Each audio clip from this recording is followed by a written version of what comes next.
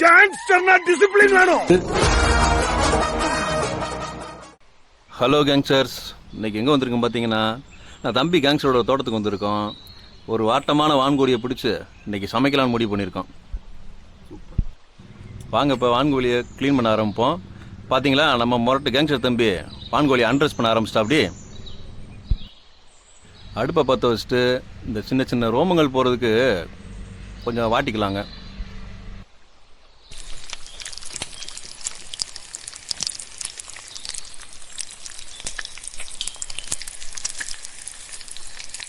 வாட்டின கோழியை நல்லா மஞ்சளை தடவி திருப்பி ஒருக்கா வாட்ட போகிறோம். வாட்டின கோழியை இப்போ நம்ம கேங்ஸ்டர் தம்பி ஏக்மார் தோத்துக்கூடான்னு போட்டு தள்ளிக்கிட்டு இருக்காரு. எண்ணெய் சூடான பிறகு கருவேப்பிலை, இஞ்சி பூண்டு பேஸ்ட்டு, நம்ம அரைச்சி வச்சுருக்க வெங்காயம் தக்காளி பேஸ்ட்டு எல்லாத்தையும் ஒன்றா போட்டு பச்சை வடை வரைக்கும் நல்லா வதக்குறோம்.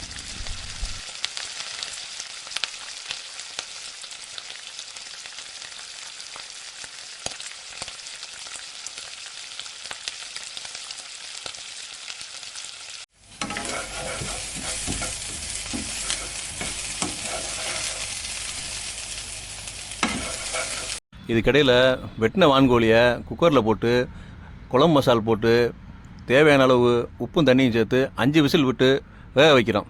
வேக வச்ச வான்கோழியை இப்போ நம்ம ஏற்கனவே வதக்கி வச்சுருக்க சட்டியில் போட்டுறோம். உப்பு பார்த்துட்டு உப்பு பத்தில் நான் தேவையான சேர்த்துக்கிறோம். இப்போ அந்த தண்ணி வத்துற வரைக்கும் நல்லா சுண்ட வைக்கிறோம். இப்போ பார்த்தீங்கன்னா தண்ணி வற்றி குழம்பு சும்மா கொல நல்லா வந்துருக்குங்க. அதுக்குள்ளே பார்த்தீங்கன்னா நம்ம கேங்ஸ்டர் தம்பி அதை எடுத்து குடிக்கவான்னு கேட்குற. அப்படிங்க அடுத்து என்னங்க, படையல் தான். தலைவாழையெல்லாம் நல்லா விரித்து அது மேலே தண்ணியை தெளித்து சூடாக நம்ம சமைச்ச சாப்பாடை கொட்டி நம்ம ருசியாக சமைச்ச வான்கோழியை அது மேலே நல்லா போட்டு பரிமாற வேண்டியது தான்.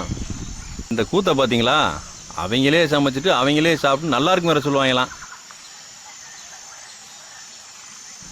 ஆனால் சும்மா சொல்லக்கூடாதுங்க, நம்ம கேங்ஸ்டர் தம்பியை நல்லா சமைச்சிருந்தாங்க. நானும் சாப்பிட்டு பார்த்தேன், சும்மா வேறு லெவல் டேஸ்ட்டுங்க.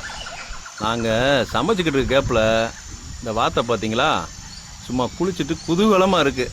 ஆனால் அதுக்கே தெரியாது அடுத்து புழக்க போகிறது அதைத்தான்னு. இது மட்டும் அந்த கேங்ஸ்டர்ஸ் கூட்டத்துக்கு கிடைச்சது.